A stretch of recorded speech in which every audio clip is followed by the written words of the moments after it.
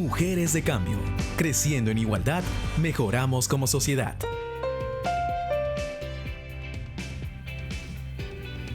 Bienvenidos a este segundo programa especial Mujeres de Cambio. Soy Alejandra Puente.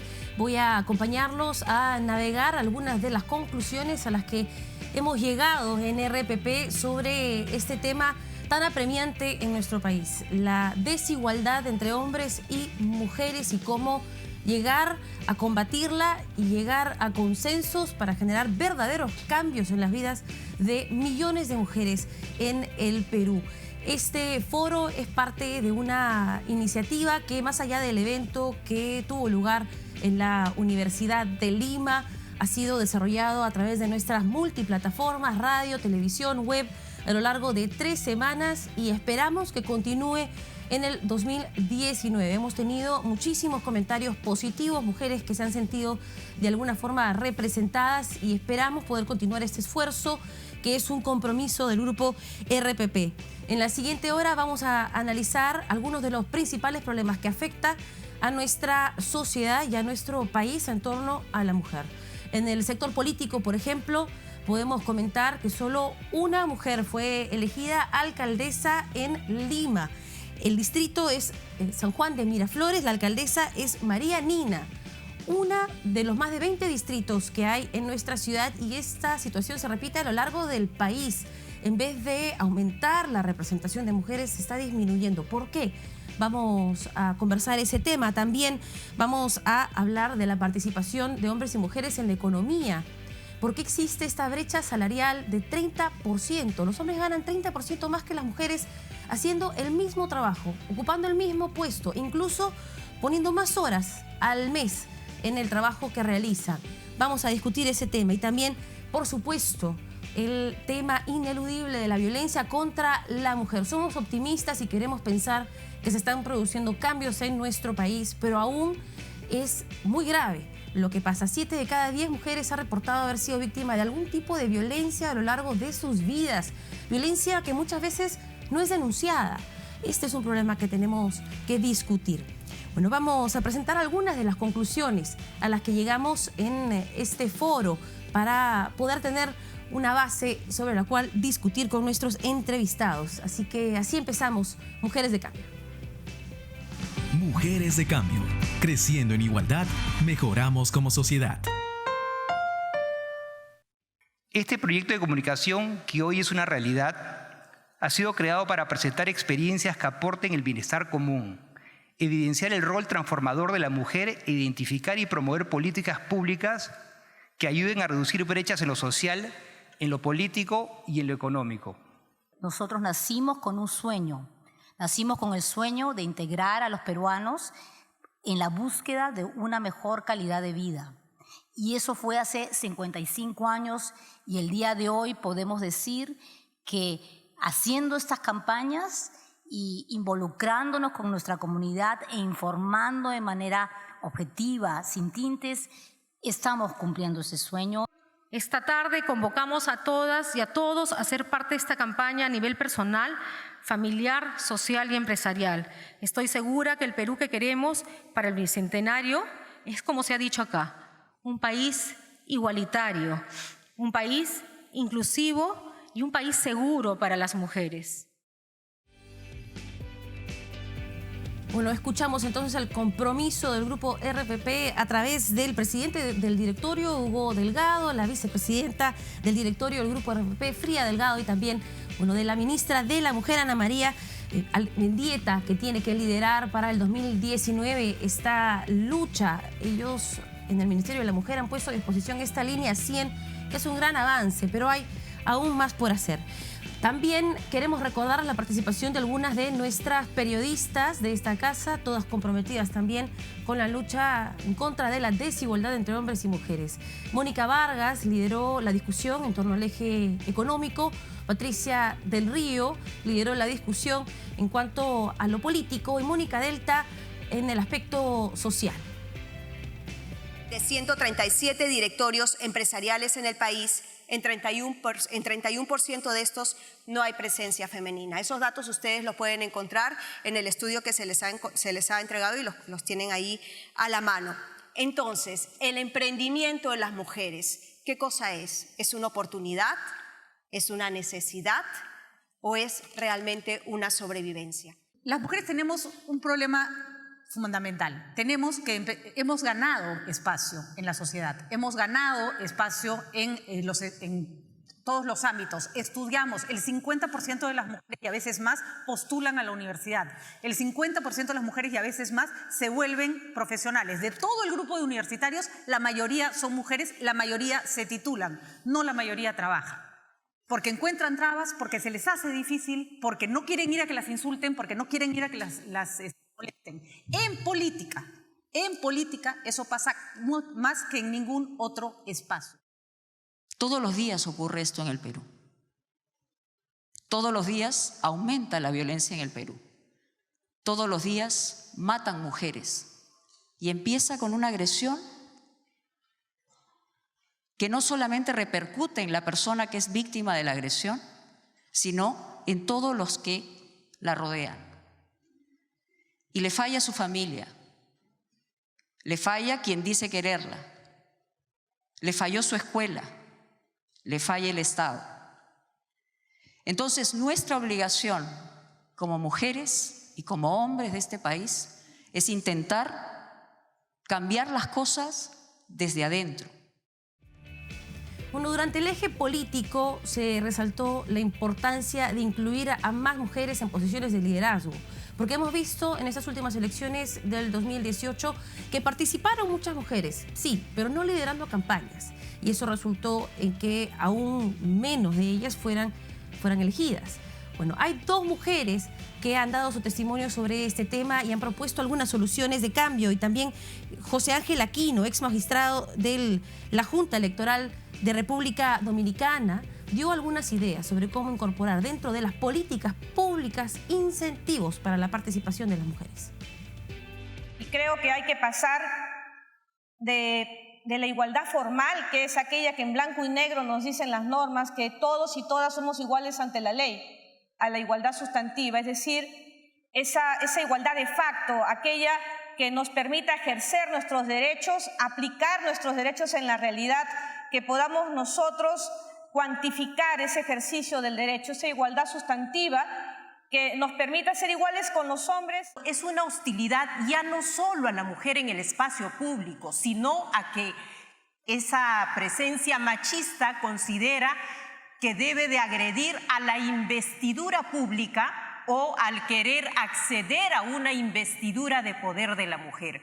Entonces, para la institución es muy importante que se deconstruyan ese tipo de pensamiento, porque si vamos a oponer ideas respecto del poder para traer abajo a un género o al otro, la sociedad no va a avanzar. Hoy se está hablando de paridad vertical y de paridad transversal.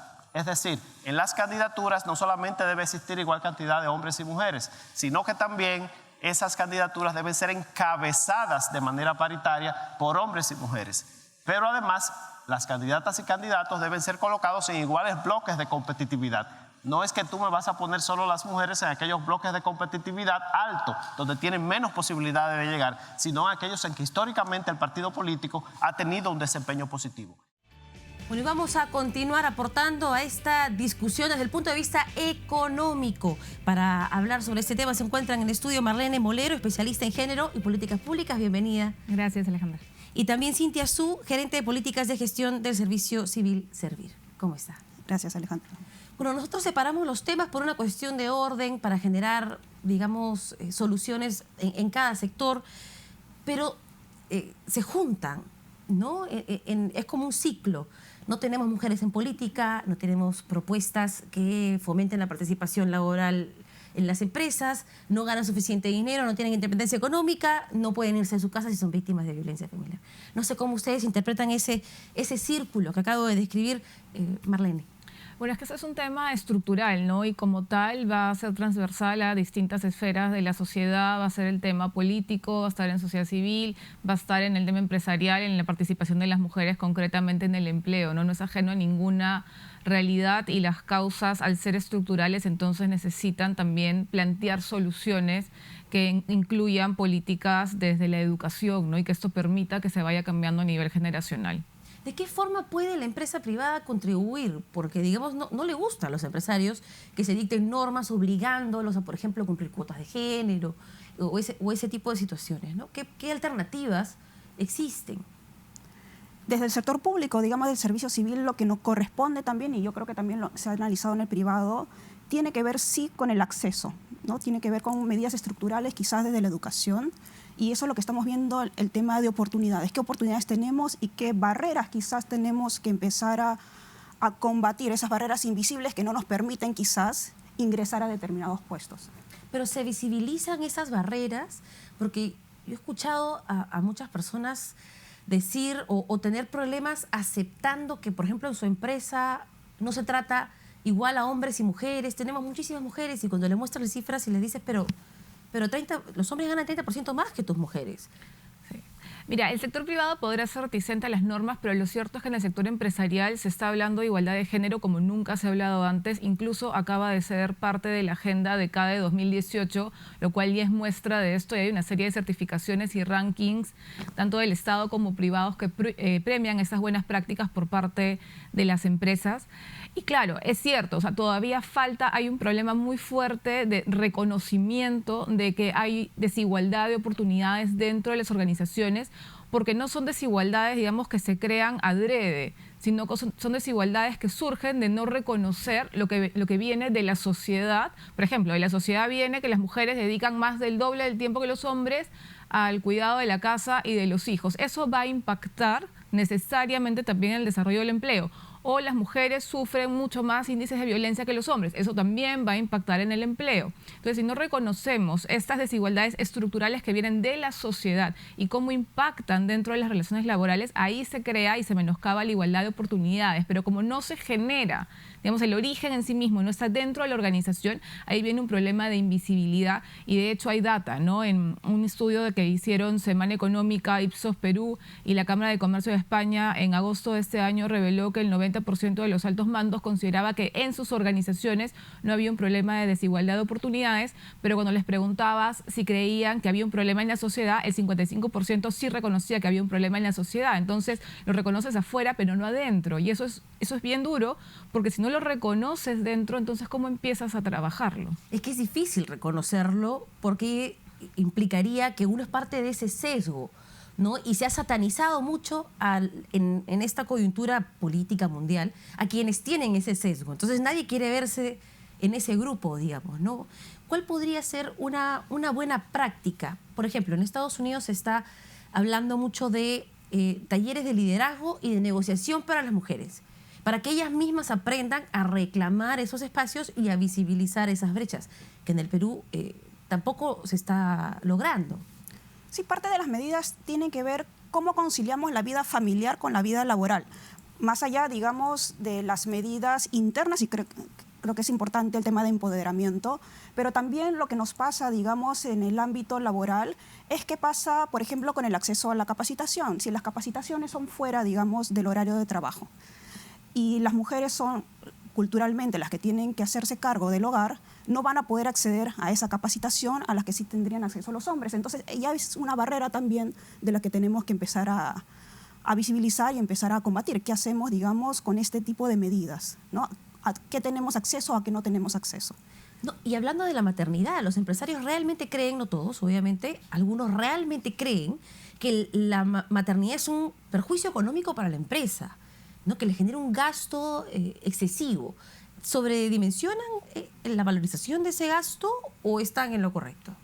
No es tanto como que el periodo de los 98 días que la persona va a estar, sino que surge un sesgo desde disposición. Entonces, que después de que una es madre, después de la licencia por maternidad, tu prioridad no va a ser el trabajo, sino que tu prioridad va a ser la atención de tu hijo o hija que acaba de nacer, ¿no? Y eso es un sesgo, pero que también se viene remontando, porque así como existen empresarios que todavía piensan y deciden no contratar mujeres porque están embarazadas, y hemos tenido casos que se han hecho públicos de esto, también tenemos otros que consideran y lo dicen expresamente que esa es una mirada cortoplacista, porque por 3 meses estás poniendo en juicio o perdiendo a una persona que puede estar 5, 10 o 15 años aportándole valor a tu organización.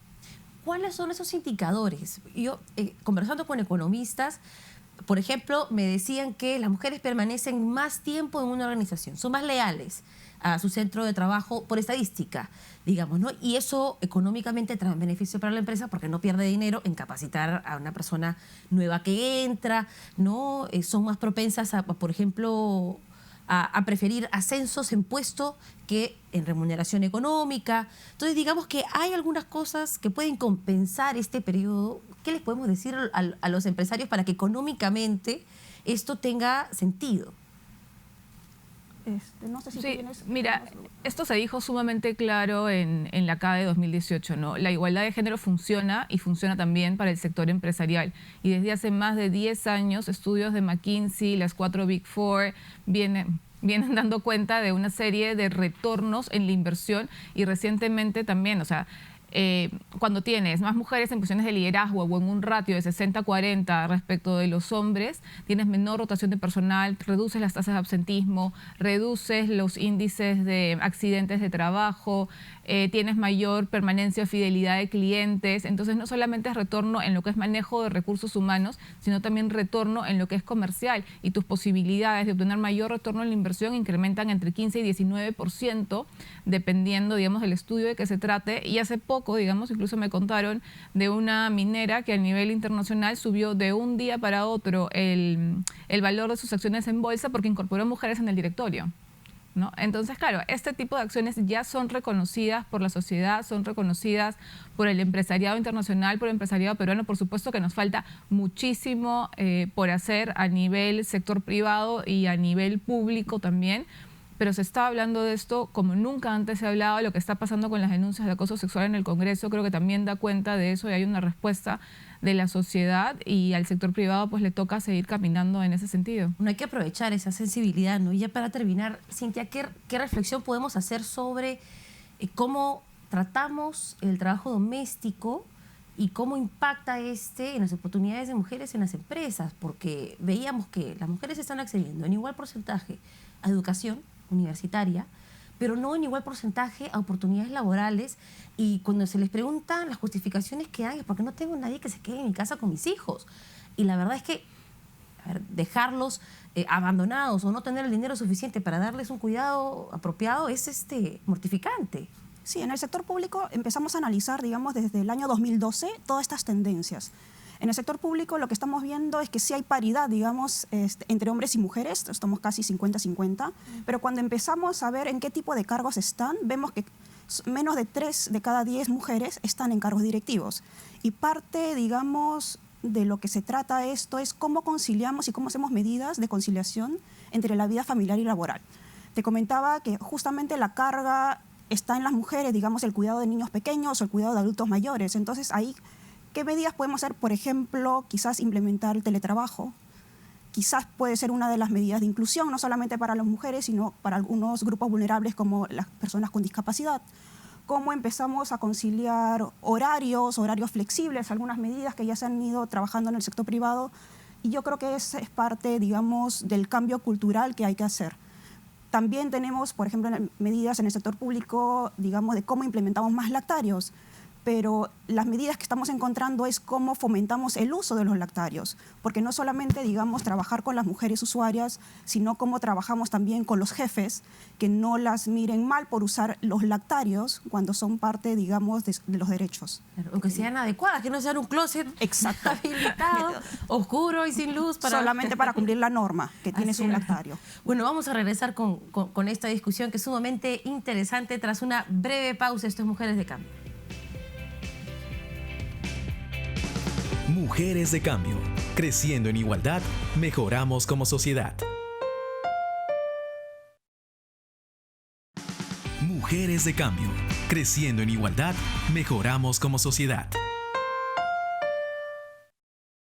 3 de cada 10 mujeres peruanas en edad de trabajar no cuentan con ingresos propios, según las cifras del INEI. En contraste, solo 1 de cada 10 hombres están en la misma situación. ¿Cómo construimos un país que garantice un trato igualitario entre hombres y mujeres? En el Perú, la brecha salarial entre hombres y mujeres aún excede el 30%. Esto quiere decir que en promedio las mujeres ganan 1/3 menos que los hombres, a pesar de realizar actividades similares e incluso tener los mismos niveles educativos. Hombres y mujeres tienen derecho a una igual remuneración por trabajo de igual valor. ¿Esto qué significa? No solamente 2 puestos iguales, significa 2 puestos que pueden ser distintos, que pueden tener condiciones de trabajo distintos dentro de una misma organización, que pueden tener características diferenciadas, que las funciones pueden no tener nada que ver una con la otra, pero que la empresa, para hablar del sector privado, por ejemplo, considera que le aportan un mismo valor. En los 2 últimos años, el número de mujeres que no cuentan con ingresos económicos propios disminuyó en 2%. Esta cifra resulta alentadora. Sin embargo, el 75% de ellas obtienen dichos ingresos a través de empleos informales. Según los especialistas, en gran parte esta situación se debe a la carga del trabajo doméstico que recae solo en la mujer. Esta se encuentra en empleos sin horarios específicos que permitan cumplir con actividades del hogar. En su mayoría son informales. Todavía las tareas del hogar siguen siendo adscritas a las mujeres. Lo que vamos a ver entre mujeres de alta preparación y mujeres tal vez de mediana preparación y tal vez de mujeres de poca preparación es que los tipos de trabajo que van a tomar ellas van a depender en gran medida de qué tipo de flexibilidad tienen. De hecho, uno de los grandes motivadores de esta brecha laboral es el trabajo doméstico. Las mujeres peruanas dedican 25 horas más a las actividades domésticas que los hombres, según cifras del INEI. Por ello, al no ser remunerado, el tiempo invertido en las tareas del hogar refuerza la falta de autonomía económica de la mujer, a pesar de ser una actividad que representa el 20% del PBI.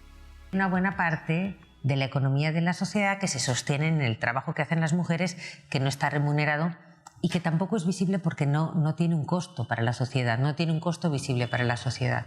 Esta tercerización de los servicios tendría un costo, pero definitivamente sería mucho menor. Para cerrar las brechas entre hombres y mujeres en el sector laboral, es imprescindible fomentar una cultura que no haga diferencias entre el valor que se le asigna a las actividades que realizan. Bueno, regresamos para aportar sobre el tema económico con Marlene Moreno y Cintia Su, que se encuentran en estudios. Antes de irnos a la pausa, conversamos sobre las oportunidades laborales y cómo estas se distinguen entre hombres y mujeres. Pero también hay brechas salariales. ¿Qué se está haciendo o se puede imitar por parte del sector privado en el sector público sobre este tema? En el sector público, nuestra brecha salarial de manera agregada es entre 15 y 16%, en comparación con el sector privado, que es casi 30%.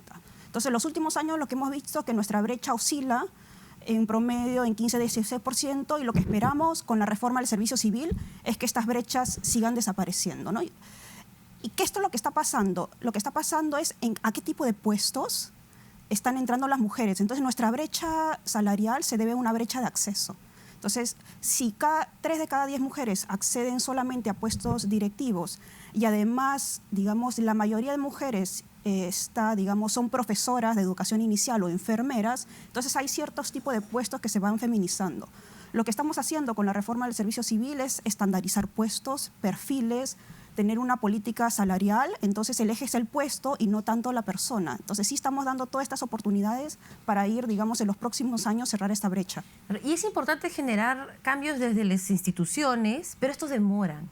¿Qué podemos hacer nosotras? Yo sé que se responsabiliza siempre a las mujeres de lo que les pasa, si no tienen un mejor salario, un mejor puesto, pero creo que, si se nos responsabiliza tanto, entonces hay que hacer algo para fomentar cambios. ¿Qué podemos hacer nosotras de forma activa? Mira, hay 3 actores claves dentro de nuestras organizaciones. La organización en sí misma, los hombres, que tienen que jugar un papel de aliados importantes, y las propias mujeres, ¿no? No porque seamos culpables de las desigualdades que enfrentamos, sino porque si nos juntamos y empezamos a aliarlos para cambiar reglas de juego que no fueron creadas por ni para nosotras, pero que nos afectan, podemos efectivamente cambiarlas. Entonces se trata de jugar con esta idea de solidaridad o sororidad, este concepto que ya va a entrar en la RAE hacia el próximo año, y empezar a formar estas alianzas, ¿no? Encontrar estos puntos en común, no enfocarnos en aquello que discrepamos porque probablemente no vamos a estar ni necesitamos estar de acuerdo en todo, pero sí encontrar estos puntos en común que nos unen y empezar ahí una tras otra y a repetir la idea y a poner nuestra agenda hasta que no sea posible ignorarla. Yo he escuchado varios comentarios sobre este tema, informales, obviamente sin evidencias científicas. Lo peor que te puede pasar es tener una jefa mujer. No hay peor enemigo de una mujer que otra mujer en el ámbito laboral. No sé qué experiencias han tenido ustedes sobre este tema desde sus puntos de vista, desde sus sectores. Creo que es un tema también cultural y parte de lo que estamos trabajando desde la Autoridad Nacional de Servicio Civil, cómo trabajamos no solamente con las mujeres, sino cómo trabajamos con el entorno y empezar a cambiar, digamos, todo en conjunto, ¿no? Yo creo que hay experiencias en el sector privado que podemos ir recogiendo.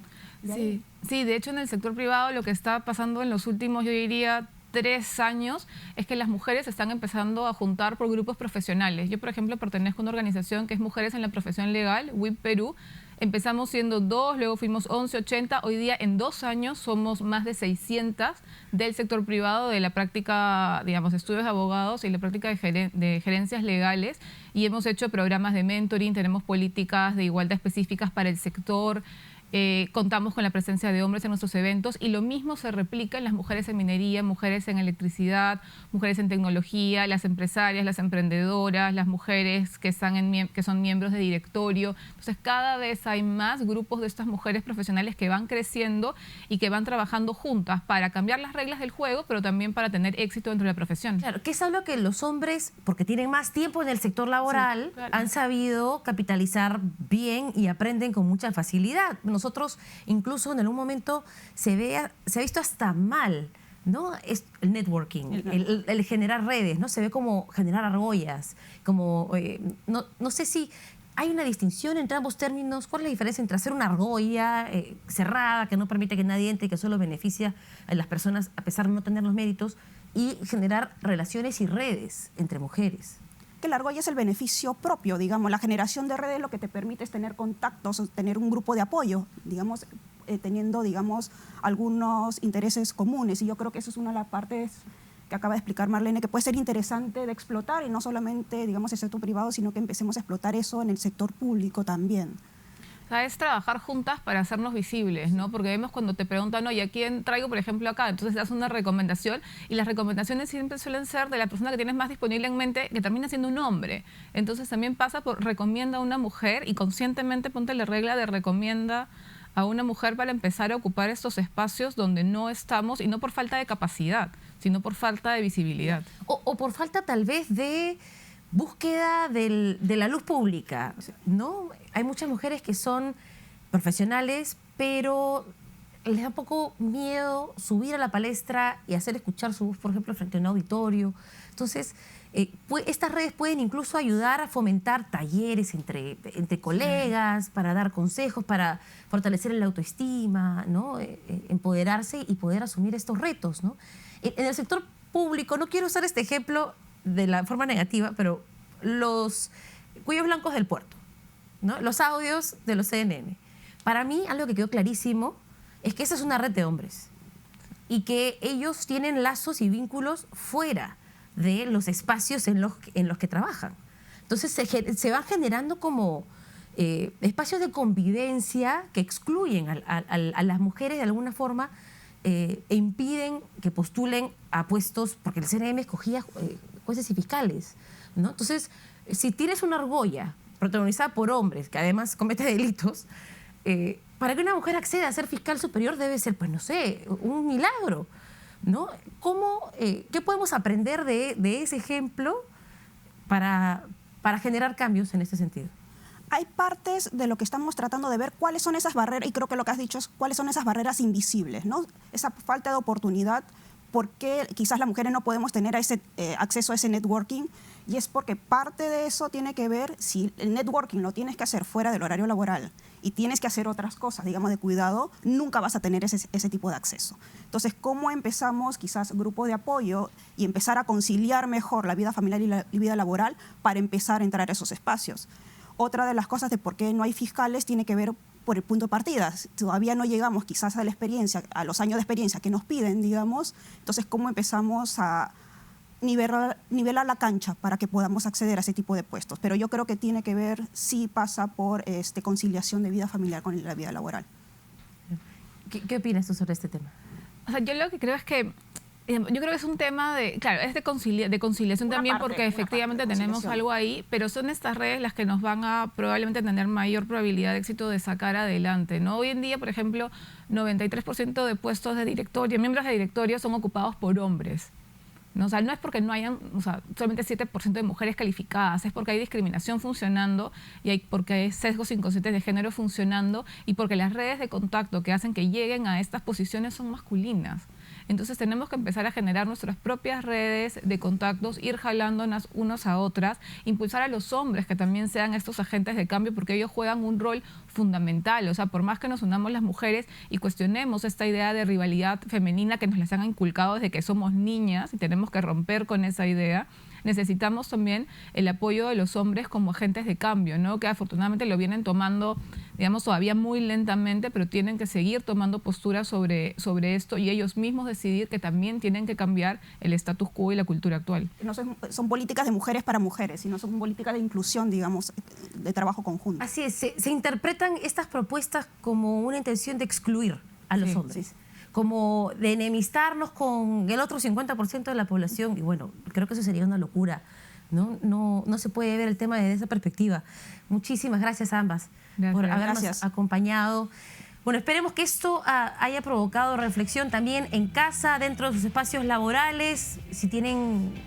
Si usted es mujer y nos está viendo y tiene colegas mujeres, acuérdese de hacer un amigo secreto, invitarlas a un lunch, aproveche que estamos en fiestas de fin de año para fortalecer sus redes de trabajo dentro de los espacios que ya ocupamos. Muchísimas gracias, hacemos una pausa y volvemos.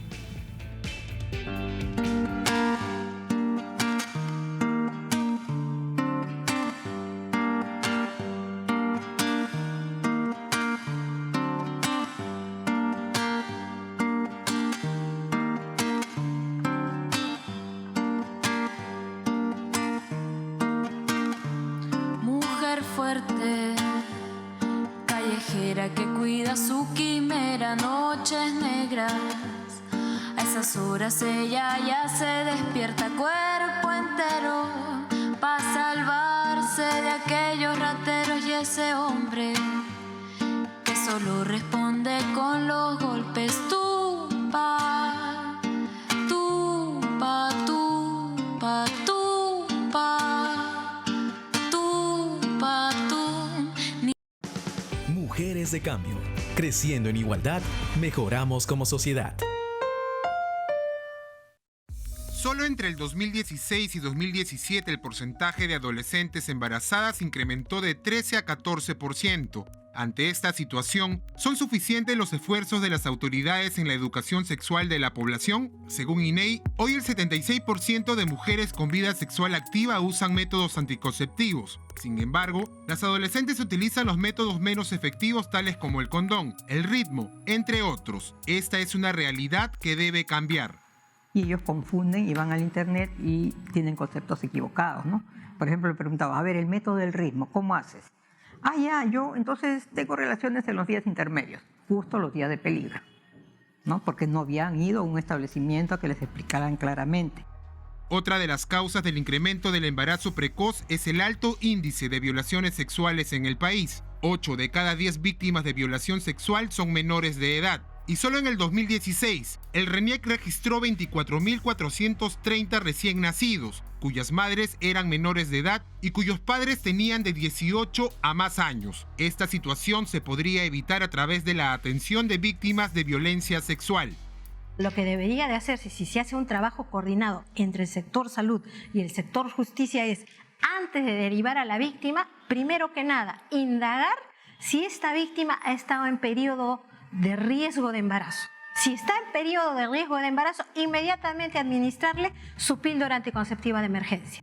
El embarazo adolescente es un problema de salud pública y prolonga la desigualdad entre hombres y mujeres en la vida adulta. 9 de cada 10 adolescentes que llegan a tener sus hijos abandonan la escuela y esto tiene un gran costo social.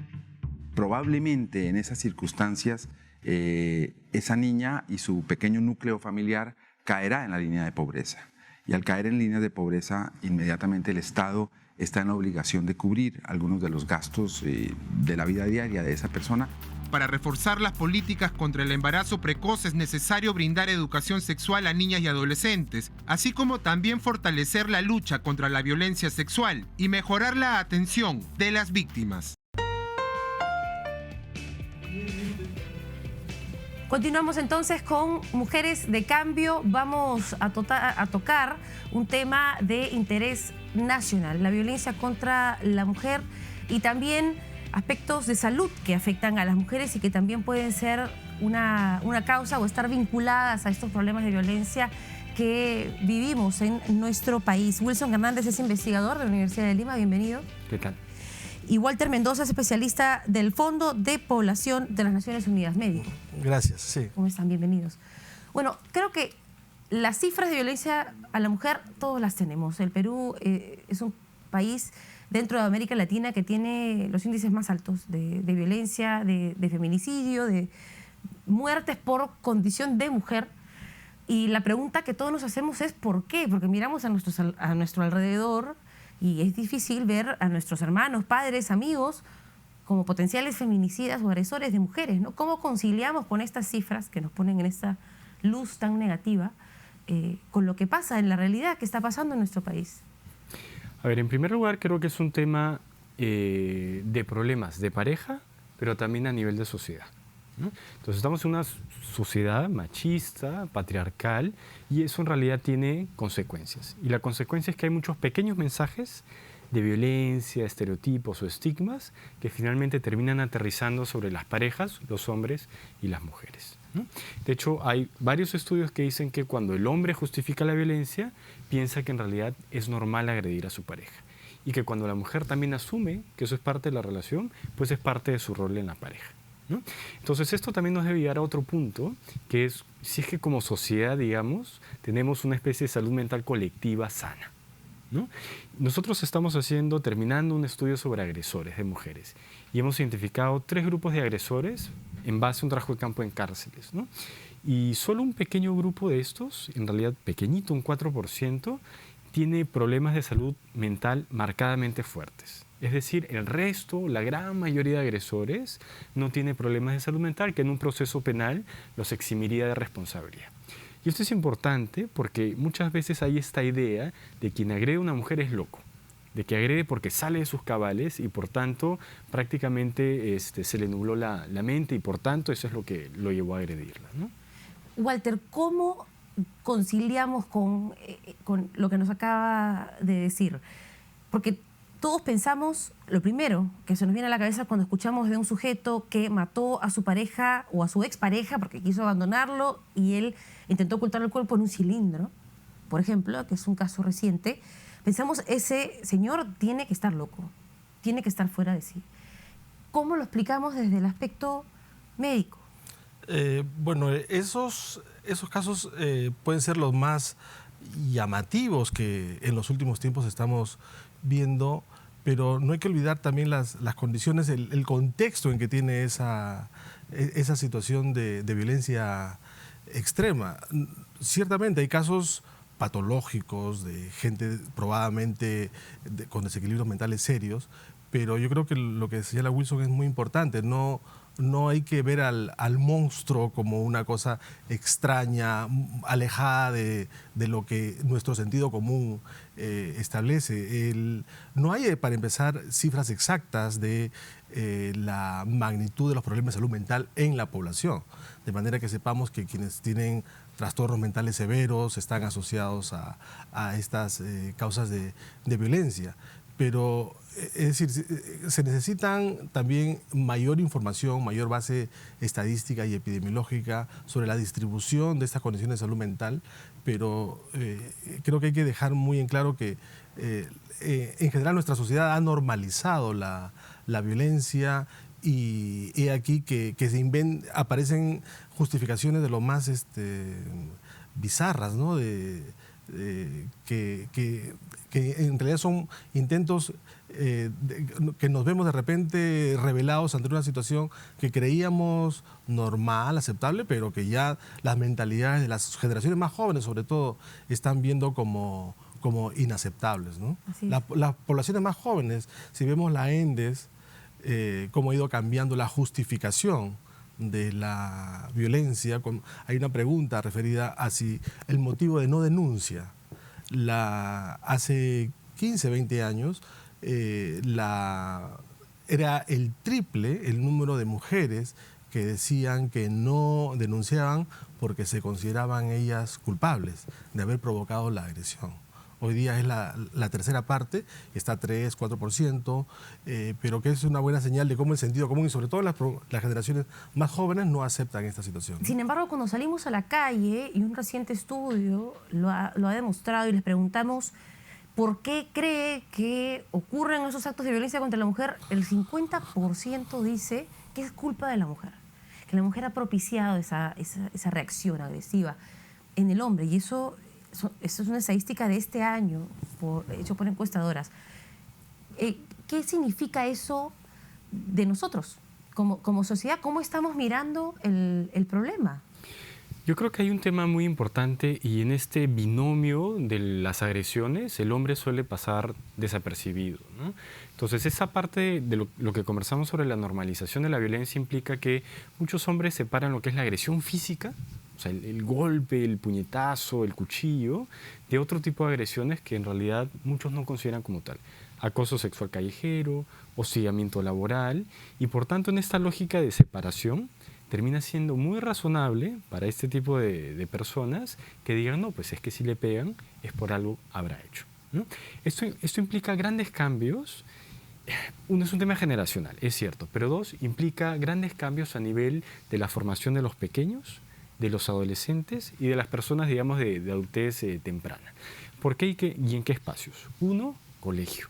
Por eso es importantísimo hablar de enfoque de género en el colegio, porque eso implica igualdad de derechos, respeto por otras partes y enseñarle una valoración propia de la mujer sobre su cuerpo y de los hombres sobre la valoración y el respeto del cuerpo de las mujeres.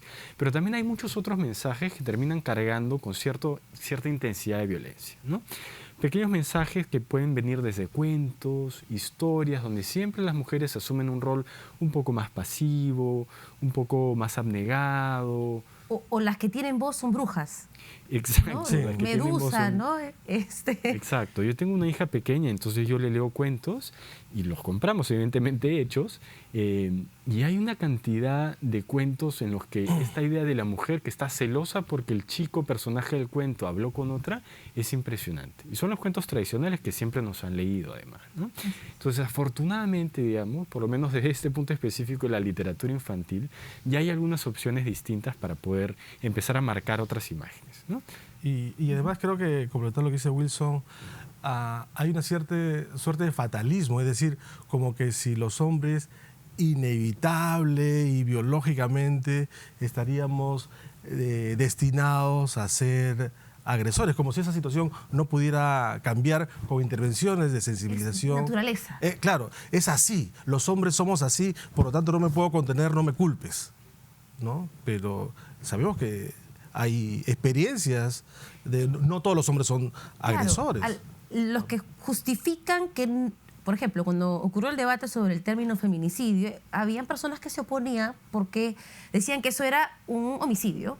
Claro. Eso es un delito regular y eso es tipificado. ¿Para qué quieres generar una figura que beneficie a las mujeres y que es discriminatoria? Yo escuché esa justificación. Sin embargo, esas mismas personas al final son los que esbozan estos discursos, ¿no? Perdóname porque soy hombre.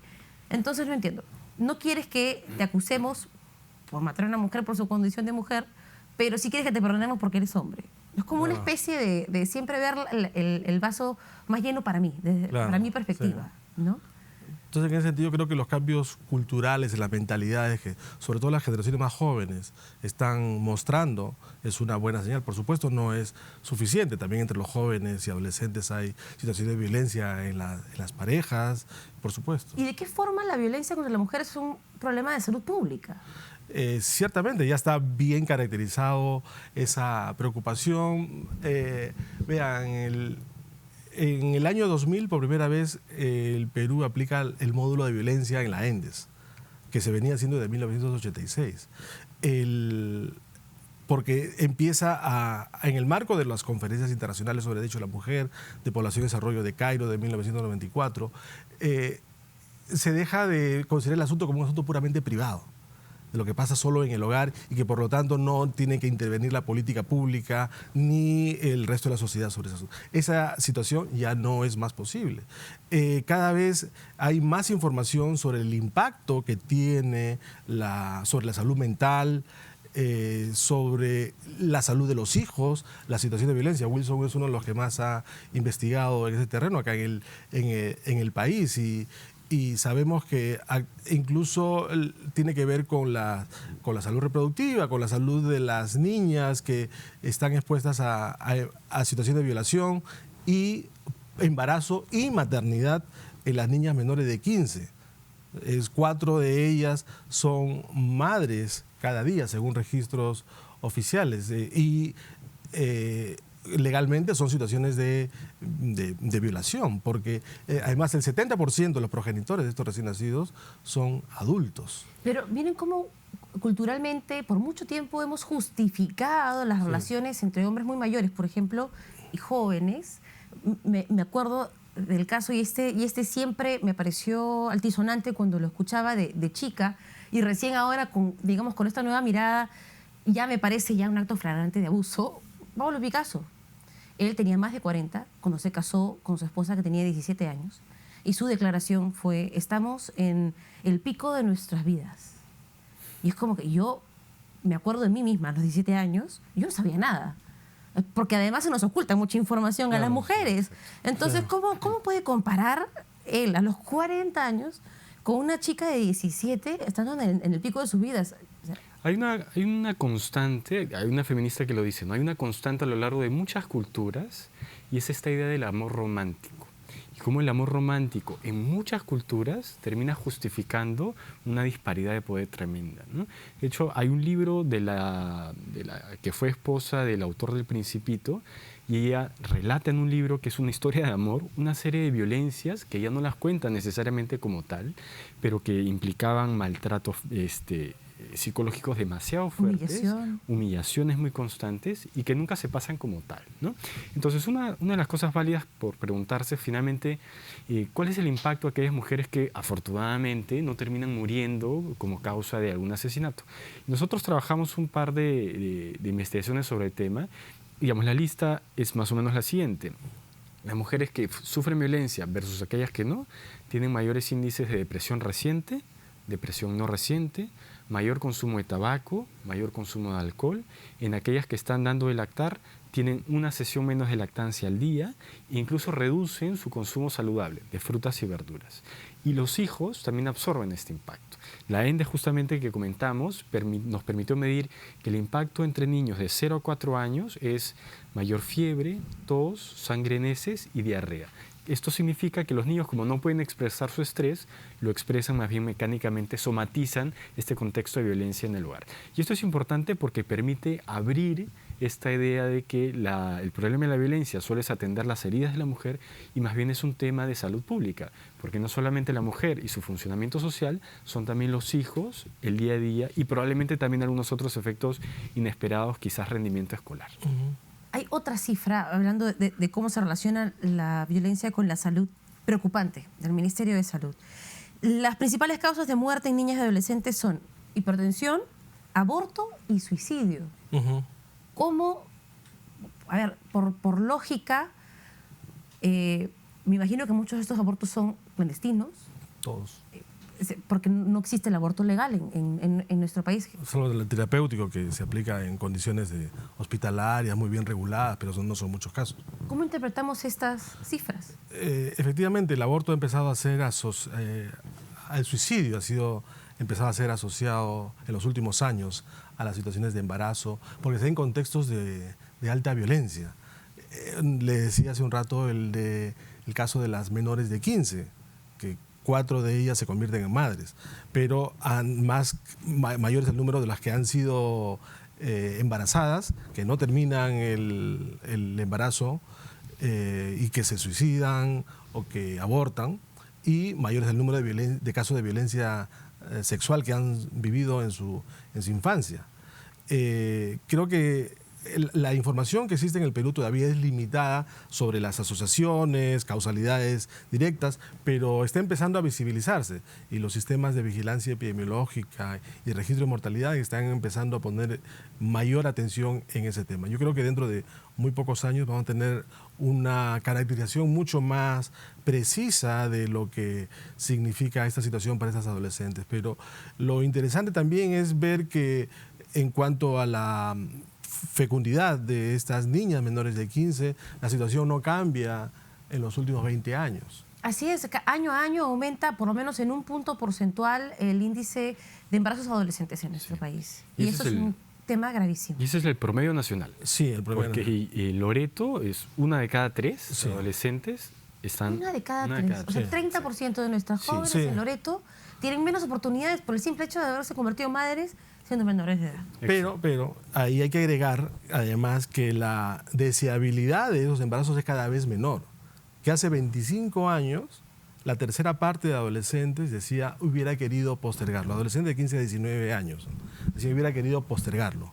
Pero al 2017, 60% de ellas dice hubiera querido postergarlo. O sea, a pesar de ser un país más informado, más conectado, con mejor educación relativa con hace 30, 25 años, la posibilidad de decidir cuándo y cuántos hijos tener de manera informada por parte de los adolescentes es cada vez menor.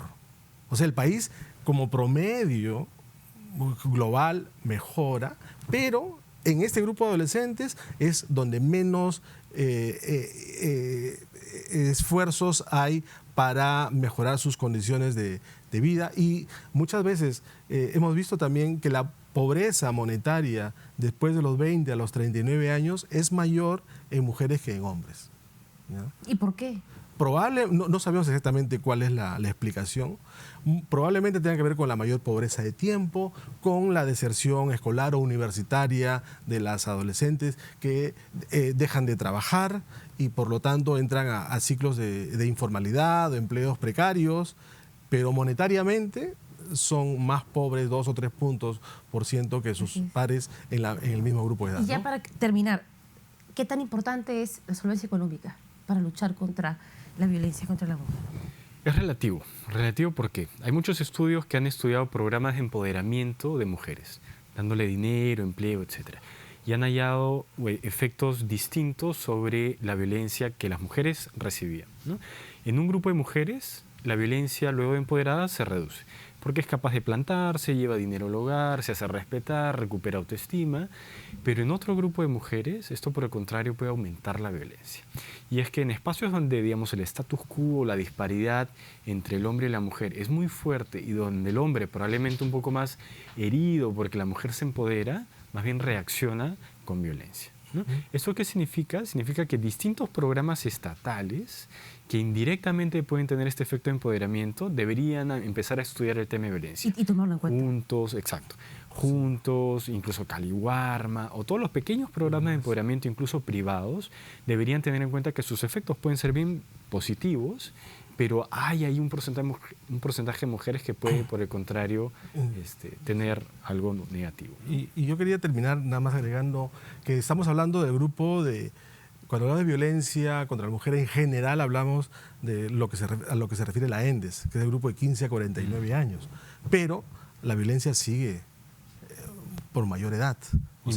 Y menor edad, exactamente. O sea, el tema de la violencia hay que verlo no solo en el rango de 15 a 49, cuya fuente principal lo constituyen las ENDES, sino antes de los 15 y sobre los 50 años, que es el límite de la ENDES, y como la supervivencia de las mujeres está aumentando, los efectos sobre su salud son... Para toda la vida. Hay un pequeño punto ahí, simplemente para agregar, es que si uno revisa los testimonios de estas páginas de Facebook de Ni Una Menos, se da cuenta que muchos de los tocamientos, de las violaciones, fueron cuando las niñas tenían 4, 5, 6, 8 años, ¿no?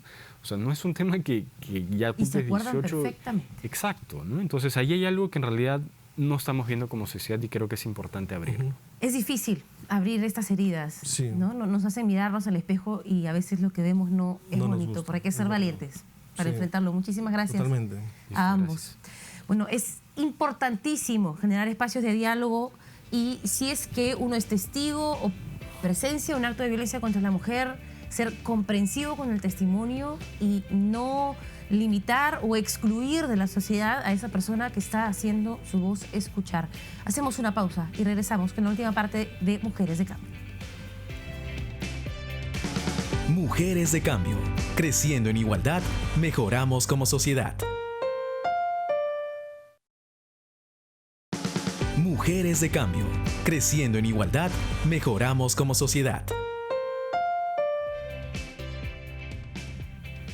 Bienvenidos de regreso a Mujeres de Cambio. En RPP tratamos noticias y estas a veces ocurren con una velocidad vertiginosa que nos impide tratar algunos temas de fondo como quisiéramos.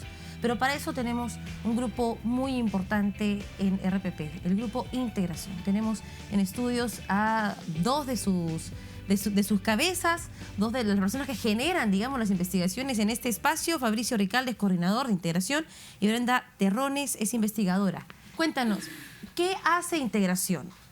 Bueno, Integración existe hace 5 años, es un instituto de investigación social periodística. Lo que hacemos nosotros son informes periodísticos, reportajes en texto.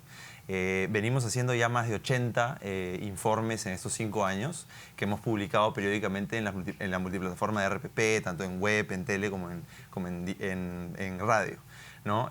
Lo que nosotros hacemos es recolectar historias principalmente sobre los principales problemas del país, ¿no? Por ejemplo, hemos hablado mucho de seguridad ciudadana, hemos hablado mucho de democracia, hemos participado bastante en la campaña del Poder en tus manos, que es esta campaña sobre la reforma electoral y las elecciones en RPP. Hemos hecho productos sobre la anemia, ¿no? Y lo que nosotros estamos enfocados es en contar historias sobre esa problemática, pero historias de solución. O sea, nuestro contenido, nuestros informes, finalmente lo que buscan es brindar las soluciones a estas problemáticas nacionales, digamos, ¿no? Así se nos exige a nosotros muchas veces contribuir en temas que no necesariamente están en agenda, pero que son igualmente importantes para nuestra sociedad. ¿Cuáles son esos aportes que hemos logrado a través de este primer foro Integración Mujeres de Cambio? Mira, o sea, dentro de los informes nosotros lo que buscamos un poco es responder a lo largo de todas las historias de las personas un poco cuáles son los diferentes factores que están influenciando en la problemática, ¿no? A partir de los informes tenemos algunas conclusiones, pero a partir del foro también han salido algunas conclusiones a partir de cómo se ha ido desarrollando los paneles y los expertos los que han ido mencionando, ¿no? Y así es que también hemos sacado, y los hemos ya presentados en la página web de RPP, las conclusiones según las mesas, que en realidad estaban un poco divididas en el tema económico, político y social, ¿no? Estas en verdad principalmente se enfocan en el hecho de que hay que no solamente considerar a las mujeres como una sola, sino que ver estas diferencias que podemos encontrar si es que vemos, digamos, el nivel socioeconómico, digamos, el tema cultural. Entonces, cuando vemos estas cositas chiquitas, la problemática se pone como mucho más compleja y las políticas deberían comenzar a mirar ese tipo de cosas, ¿no? ¿Y qué vamos a hacer al 2019 ya para terminar? Lamento tener tan poquito tiempo. ¿De qué forma va a contribuir al tema RPP a través de Integración? Bueno, podemos hablar de las conclusiones, ¿no? En el foro nosotros establecimos 5 conclusiones por cada eje temático, ¿no? Tanto el económico, el político como el social, y esas conclusiones fueron entregadas a la ministra al final del evento, ¿no? Quizás Brenda nos puede contar las 3 principales conclusiones de cada eje. Sí, bueno, o sea, como te decía, el tema económico en verdad está un poco más relacionado al tema de comenzar a construir una cultura en la cual las habilidades y las competencias no estén relacionados al sexo, ¿no? Sino que más bien estén relacionados al puesto.